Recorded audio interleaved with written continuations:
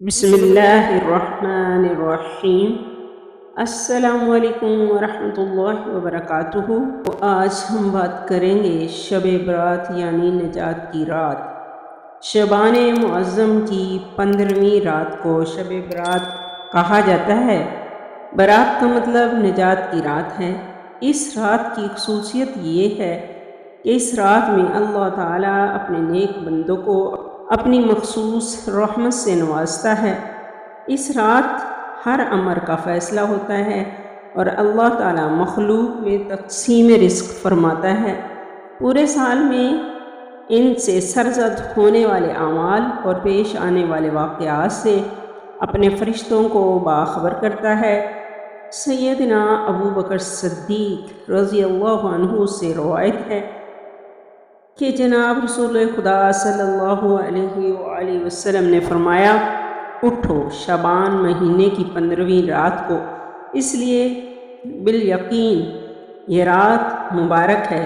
فرماتے ہیں اللہ تعالیٰ اس رات کو ہے کوئی ایسا شخص جو بخشش چاہتا ہو مجھ سے اور میں بخش دوں گا اس کو، اور تندرستی مانگے تو تندرستی دوں، اور ہے کوئی محتاج کے آسودہ حالی چاہتا ہو کہ اس کو آسودہ کروں۔ چنانچہ صبح تک یہی ارشاد ہوتا رہتا ہے۔ حضرت علی رضی اللہ عنہ سے روایت ہے کہ حضور اقدس صلی اللہ علیہ وآلہ وسلم نے ارشاد فرمایا، نصف شعبان کی رات میں اللہ تعالیٰ قریب ترین آسمان کی طرف نزول فرماتا ہے اور مشرک دل میں کینہ رکھنے والے، رشتہ داروں کو منقطع کرنے والے اور بدکار عورت کے سوا تمام لوگوں کو بخش دیتا ہے۔ ابو نصیر نے بالاسناد مروہ سے روایت کی کہ حضرت عائشہ رضی اللہ عنہا نے فرمایا کہ ایک رات میں نے رسول اللہ صلی اللہ علیہ وآلہ وسلم کو بستر پر نہ پایا اور آپ کی تلاش میں گھر سے نکلی۔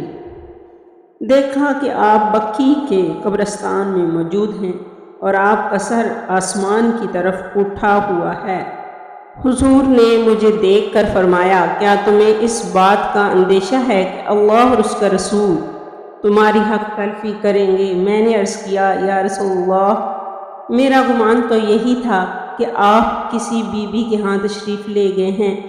حضور نے فرمایا، اللہ تعالیٰ نصف شعبان کی رات میں دنیا کے آسمان پر جلوہ افروز ہوتے ہیں اور بنی کلب کی بکریوں کے بالوں کے شمار سے زیادہ لوگوں کی بخشش فرما دیتے ہیں۔ شیخ ابو نصر نے باسند حضرت عائشہ صدیقہ رضی اللہ عنہا سے روایت کی ہے کہ رسول اللہ صلی اللہ علیہ وآلہ وسلم نے مجھ سے فرمایا، عائشہ یہ کون سی رات ہے؟ انہوں نے فرمایا، اللہ اور اس کے رسول ہی بخوبی واقف ہیں۔ حضور صلی اللہ علیہ وآلہ وسلم نے فرمایا کہ یہ نصف شعبان کی رات ہے۔ اس رات میں دنیا کے اعمال، بندوں کے اعمال اوپر اٹھائے جاتے ہیں اور ان کی پیشی بارگاہ رب العزت میں ہوتی ہے۔ اللہ تعالیٰ اس رات بنی کلب کی بکریوں کے بالوں کی تعداد میں لوگوں کو دوزخ سے آزاد کرتے ہیں۔ تو کیا تم آج کی رات مجھے عبادت کی آزادی دیتی ہو؟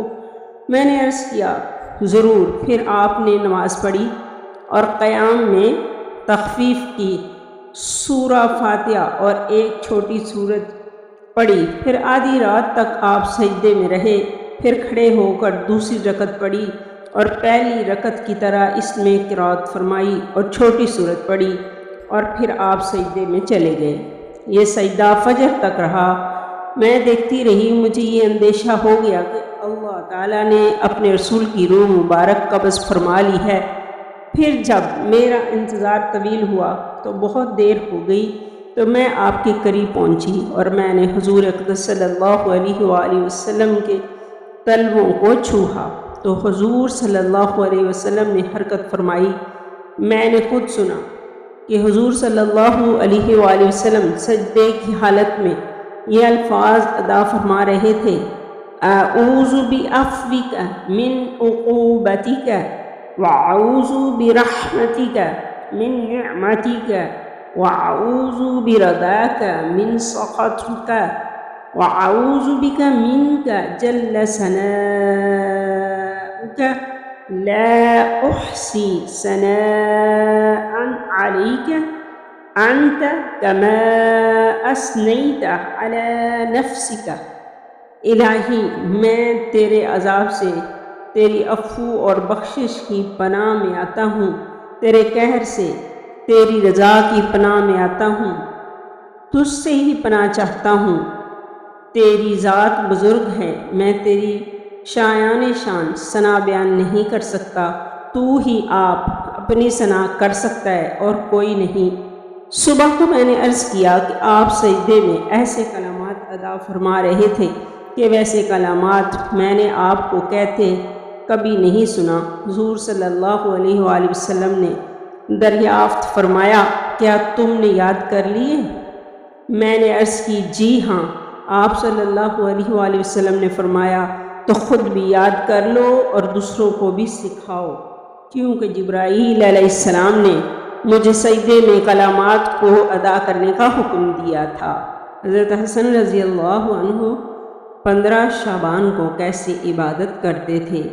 حضرت طاؤس یمانی رضی اللہ عنہ فرماتے ہیں کہ میں نے حضرت حسن بن علی رضی اللہ عنہ سے سوال کیا کہ 15 شعبان کے اعمال کے بارے میں، تو آپ نے فرمایا، میں 15 شعبان کی رات کو 3 حصوں میں تقسیم کرتا ہوں۔ پہلے حصے میں اپنے نانا جان حضرت محمد صلی اللہ علیہ وآلہ وسلم پر درود پڑھتا ہوں، دوسرے حصے میں اللہ تعالیٰ سے استغفار کرتا ہوں اور تیسرے حصے میں نماز پڑھتا ہوں۔ میں نے عرض کیا، جو شخص یہ عمل کرے اس کے لیے کیا ثواب ہے؟ تو آپ نے فرمایا کہ میں نے حضرت علی رضی اللہ عنہ سے سنا اور انہوں نے حضور نبی کریم صلی اللہ علیہ وآلہ وسلم سے سنا۔ آپ صلی اللہ علیہ وآلہ وسلم نے فرمایا، اسے مقربین لوگوں میں لکھ دیا جاتا ہے۔